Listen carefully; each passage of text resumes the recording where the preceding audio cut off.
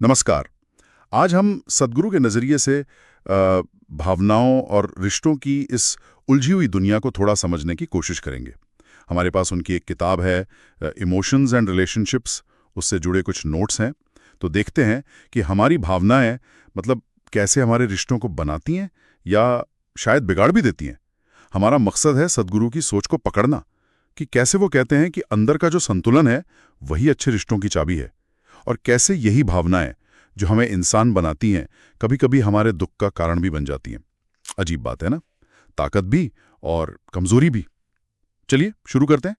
तो पहला सवाल मन में आता है, ये भावनाएं हैं क्या? हमारी शक्ति या कोई बाधा? सद्गुरु कहते हैं कि ये तो बिल्कुल स्वाभाविक है, जैसे सांस लेना। पर मुश्किल तब होती है जब ये हम पर, क्या कहते हैं, हावी हो जाती हैं, जब हम इन्हें संभाल नहीं पाते। हाँ बिल्कुल। और दिलचस्प बात यह है कि सद्गुरु भावनाओं को मतलब बुरा नहीं मानते। वो कहते हैं कि समस्या भावनाएं हैं ही नहीं, समस्या है उन पर हमारा नियंत्रण न होना, हमारी जागरूकता की कमी।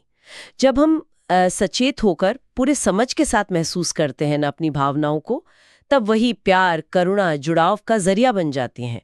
लेकिन अगर हम बस बह जाते हैं उनमें अनजाने में, तब गुस्सा, जलन, दुख ये सब घेर लेता है। तो सारा खेल असल में जागरूकता का है। ये जागरूकता वाली बात ये सोचने वाली है, खासकर जब प्यार जैसी तीव्र भावना की बात आती है। प्यार पर सद्गुरु का नजरिया तो मुझे काफी अलग लगा। उनकी एक लाइन है, प्यार करना किसी की जरूरत नहीं है, खुद प्रेम बन जाना ही सच्चा प्रेम है। इसका क्या मतलब हुआ? थोड़ा खोलेंगे इसे। हाँ, ये बहुत गहरी बात है। इसका मतलब है कि सच्चा प्यार जो है वो किसी से कुछ लेने या पाने की कोशिश नहीं है। बिल्कुल नहीं। ये तो बस अपने अंदर से प्रेम को बहने देना है। ये एक अंदरूनी अवस्था है, कोई बाहर की चीज नहीं जिसे हम पकड़ सकें। सद्गुरु कहते हैं कि जैसे ही प्यार में उम्मीदें आ जाती हैं, या हक जताना या दूसरे को बदलने की कोशिश, बस वहीं वो बोझ बन जाता है, दुख देने लगता है। तो गड़बड़ दूसरे इंसान में नहीं है, गड़बड़ हमारी अपनी अंदरूनी कमी में है या हमारी अपेक्षाओं में है। ये सुनना तो आसान है, पर करना शायद उतना ही मुश्किल। अगर प्यार अंदर की ही अवस्था है, तो फिर रिश्तों में वो बैलेंस कैसे बने? मतलब हम जुड़े भी रहें और एक दूसरे की आजादी भी बनी रहे, ये कैसे मुमकिन है? सद्गुरु के हिसाब से असली रिश्ता वही है जहां दोनों लोग मतलब भावनात्मक रूप से आजाद महसूस करें, स्वतंत्र, जहां किसी को अपनी खुशी के लिए दूसरे पर निर्भर न रहना पड़े। जब हम ये समझने लगते हैं ना कि हमारी खुशी या दुख का कारण बाहर नहीं, हमारे अंदर ही है, तब हम दूसरों को वैसे ही स्वीकार कर पाते हैं जैसे वो हैं। उनको बदलने की कोशिश वही तो रिश्ते में कड़वाहट लाती है। अच्छा। अगर हम इसे बड़ी तस्वीर में देखें तो रिश्ते की मजबूती असल में हमारी अपनी अंदरूनी स्थिरता पर ही टिकी है। अच्छा, तो मतलब अगर कोई रिश्ता टूटता है या दुख देता है तो जिम्मेदारी भी हमारी ही हुई। ये तो काफी मुश्किल बात लगती है मानने में। इस मुश्किल घड़ी से उभरने के लिए सद्गुरु क्या कहते हैं? हाँ, उनका नजरिया यही है।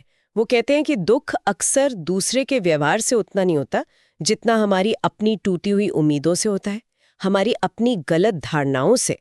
अब जब हम अपनी भावनात्मक प्रतिक्रियाओं की जिम्मेदारी लेना सीख जाते हैं, मतलब ये मानना कि गुस्सा है, दुख है, निराशा है, तो ये हमारी अपनी अंदरूनी प्रतिक्रिया है, तब हम ज्यादा समझदारी से हालात को देख पाते हैं। ये पूरी तरह से आत्म जिम्मेदारी का सवाल है। क्या हम अपनी भावनाओं के लिए दूसरों को दोष देना बंद करने के लिए तैयार हैं? ये है सवाल। ये तो सच में एक बहुत बड़ा कदम है, अपनी भावनाओं की पूरी जिम्मेदारी लेना। सद्गुरु इसे समाधि या अंदरूनी पूर्णता से भी जोड़ते हैं। कहते हैं कि जब आप अंदर से पूर्ण होते हैं, भरे पूरे होते हैं, तब आप बिना किसी उम्मीद के रिश्ते निभा सकते हैं, सच्चे दिल से। सुनने में तो ये बहुत अच्छा लगता है, पर आम जिंदगी में इसका क्या मतलब समझें? हाँ, योगिक दृष्टिकोण से देखें तो जब हमारा मन, हमारा शरीर और हमारी ऊर्जा ये तीनों एक सीध में होते हैं, संतुलित होते हैं, तब हम अंदर से एक तरह की पूर्णता महसूस करते हैं। इसी अवस्था को वो समाधि से जोड़ते हैं। ऐसे में क्या होता है? भावनाएं अपने आप शांत और प्रेमपूर्ण हो जाती हैं, कंट्रोल में रहती हैं। तब रिश्ते जरूरत पूरी करने का साधन नहीं रह जाते, वो बस खुशी बांटने का एक माध्यम बन जाते हैं। तो संक्षेप में कहें तो सद्गुरु के मुख्य संदेश शायद ये हैं। पहला, भावनाओं को जागरूकता से संभालना मुमकिन है और जरूरी भी।